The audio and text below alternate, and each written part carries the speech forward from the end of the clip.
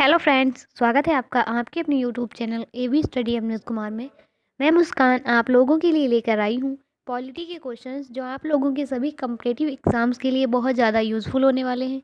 इसी तरह की वीडियोज़ के लिए आप हमारे चैनल को अभी सब्सक्राइब कर लें और बेल आइकन को प्रेस कर लें ताकि कोई भी वीडियो आए तो आप लोग उसे मिस ना करें।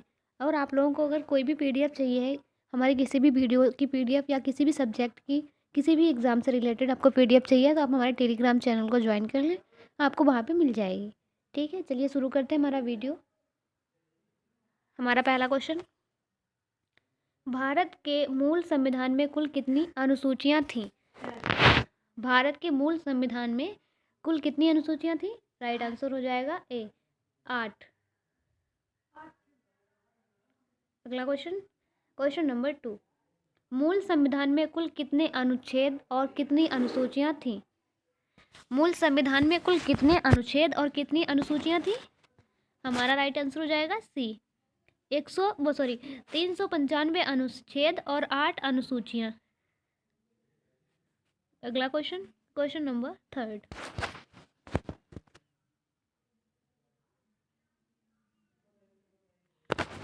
क्वेश्चन नंबर 3, भारतीय संविधान का कौन सा भाग संविधान की आत्मा कहलाता है? वह कौन सा भाग है जो संविधान की आत्मा कहलाता है?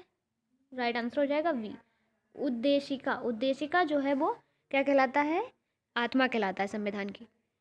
क्वेश्चन नंबर 4, एक भी क्वेश्चन आप लोग स्किप नहीं करेंगे क्योंकि आपके एग्जाम में इससे बहुत सारे क्वेश्चंस आने वाले हैं। किस संशोधन के द्वारा भारतीय संविधान की उद्देशिका में संशोधन किया गया? कौन सा संशोधन था? वह कौन सा, किस संशोधन के द्वारा भारतीय संविधान की उद्देशिका में संशोधन किया गया? कौन सा था? राइट आंसर हो जाएगा सी, 42वें संविधान संशोधन के द्वारा। जो 42वां संसाधन वो था, संविधान संशोधन था 42वां, उसके द्वारा क्या किया गया था? उद्देशिका में संशोधन किया गया। क्वेश्चन नंबर 5, भारतीय संविधान किस प्रकार की नागरिकता प्रदान करता है? भारतीय संविधान किस प्रकार की नागरिकता प्रदान करता है? अकल नागरिकता। राइट आंसर हो जाएगा ए। अगला क्वेश्चन, क्वेश्चन नंबर 6, भारतीय संविधान में अकल नागरिकता का प्रावधान किस देश से लिया गया? भारतीय संविधान में अकल नागरिकता का जो प्रावधान है वो किस देश से लिया गया है? राइट आंसर होगा डी, ब्रिटेन से। ठीक है, अगला क्वेश्चन, क्वेश्चन नंबर 7, संविधान के किस अनुच्छेद के अंतर्गत अस्पृश्यता का उन्मूलन किया गया है? संविधान के किस अनुच्छेद के द्वारा, किसके अंतर्गत अस्पृश्यता का उन्मूलन किया गया है? अनुच्छेद 17। राइट आंसर हो जाएगा बी। अगला क्वेश्चन, क्वेश्चन नंबर 8,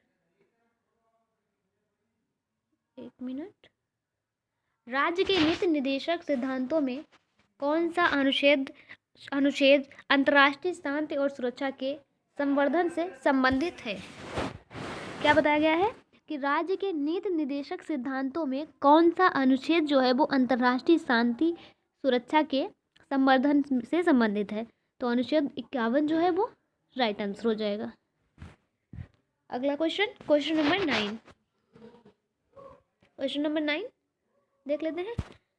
भारत के राष्ट्रपति को उसके कार्यकाल की समाप्ति से पूर्व किस प्रकार पद से हटाया जा सकता है?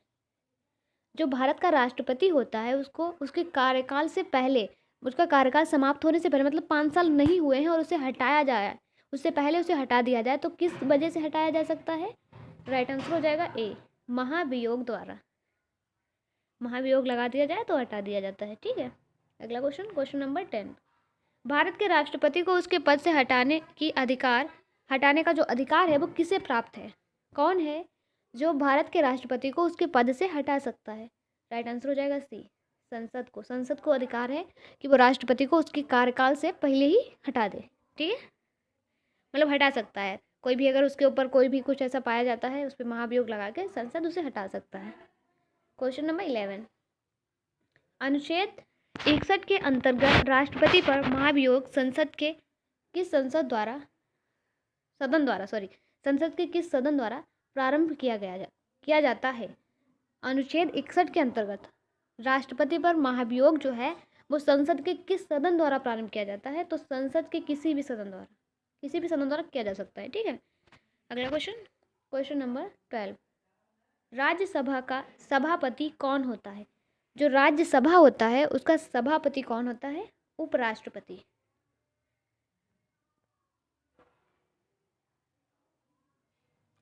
भारत का राष्ट्रपति अपना त्याग पत्र किसको संबोधित करके देता है?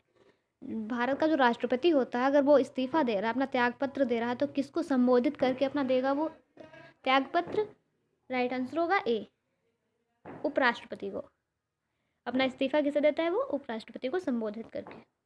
क्वेश्चन नंबर 14, केंद्र सरकार का प्रमुख कौन होता है? केंद्र सरकार का प्रमुख कौन होता है? प्रधानमंत्री। राइट आंसर हो जाएगा प्रधानमंत्री। क्वेश्चन नंबर 15, भारत का प्रधानमंत्री बनने के लिए न्यूनतम आयु कितने वर्ष होना चाहिए? अगर भारत का प्रधानमंत्री बनना है किसी को, तो अगर इलेक्शन लड़ना है उसे, तो उसकी उम्र कितनी होनी चाहिए? 25 साल। ठीक है, 25 वर्ष उसकी उम्र होनी चाहिए।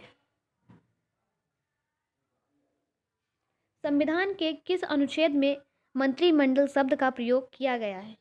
अनुच्छेद 352 3 में। ठीक है, क्वेश्चन नंबर 17, भारत का सर्वोच्च विधि अधिकारी कौन होता है? भारत का सर्वोच्च विधि अधिकारी जो है वो भारत का महान्यायवादी होता है। महान्यायवादी, भारत का महान्यायवादी जो होता है वो क्या होता है? भारत का सर्वोच्च विधि अधिकारी होता है। ठीक है, अगला क्वेश्चन, क्वेश्चन नंबर 18, संविधान के किस अनुच्छेद के अंतर्गत धन विधेयक को परिभाषित किया गया है? संविधान का वह कौन सा अनुच्छेद है जिसके अंतर्गत धन विधेयक को परिभाषित किया गया है?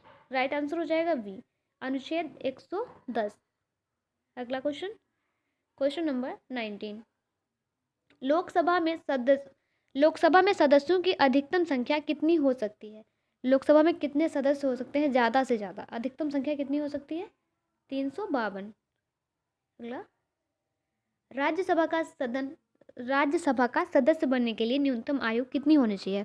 अगर कोई राज्यसभा का सदस्य बनता है तो उसकी उम्र कितनी होनी चाहिए? 30 वर्ष। और चुनाव लड़ने के लिए, प्रधानमंत्री का चुनाव लड़ने के लिए उसकी उम्र होनी चाहिए 25 वर्ष। ठीक है, आप लोग याद रखेंगे। एक मिनट, संसद के किस सदन का अध्यक्ष उसका सदस्य नहीं होता है? संसद के किस सदन का जो अध्यक्ष होता है उसका सदस्य नहीं होता है? तो राज्यसभा का जो सदस्य वो अध्यक्ष होता है वो उसका सदस्य नहीं होता है। ठीक है, अगला क्वेश्चन, क्वेश्चन नंबर 22, लोकसभा चुनाव में निर्वाचित होने के लिए किसी व्यक्ति की न्यूनतम आयु कितनी निर्धारित की गई है? अगर किसी को लोकसभा चुनाव में निर्वाचित होना है, लड़ना है, तो उसकी उम्र कितनी होनी चाहिए? कम से कम कितनी होनी चाहिए? 25 वर्ष। लोकसभा की वर्तमान सदस्य संख्या कितनी है? वर्तमान समय में लोकसभा में कितने सदस्य हैं? सदस्यों की संख्या कितनी है? 545। संसदीय व्यवस्था में शून्यकाल किस देश की देन है? संसदीय व्यवस्था में जो शून्यकाल है वो किस देश की देन है? भारत की।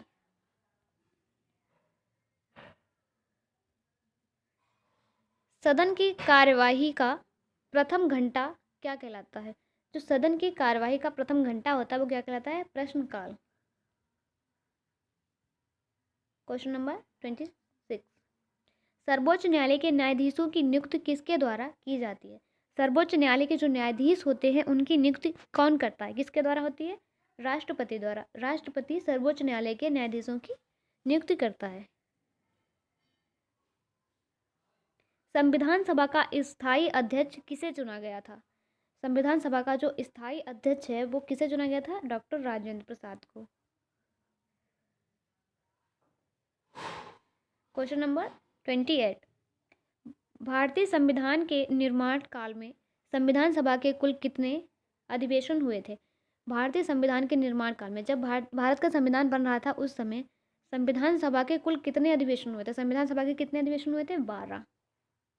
ठीक है, अगला क्वेश्चन, क्वेश्चन नंबर 29, भारतीय संविधान सभा के संवैधानिक सलाहकार कौन थे? भारतीय संविधान सभा के जो संवैधानिक सलाहकार थे वो कौन थे? Sir CV Rao. Sorry sir V N Rao.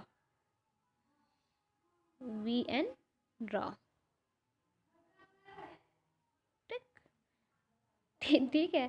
अगला क्वेश्चन नंबर 30। भारत का संविधान कब स्वीकार किया गया? भारत का संविधान जो है वो कब स्वीकार किया गया?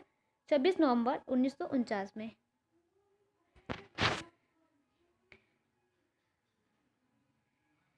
आज के लिए इतना ही। कल फिर मिलते हैं एक नए वीडियो में इसी तरह के क्वेश्चंस के साथ। वीडियो अच्छा लगा हो तो लाइक करें, अपने फ्रेंड के साथ शेयर करें। हमारे चैनल पे पहली बार आए हैं तो अभी सब्सक्राइब कर लें। और अगर आप लोगों को कोई भी पीडीएफ चाहिए तो हमारे टेलीग्राम चैनल को ज्वाइन कर लें, उसकी लिंक आपको डिस्क्रिप्शन बॉक्स में मिल जाएगी। धन्यवाद।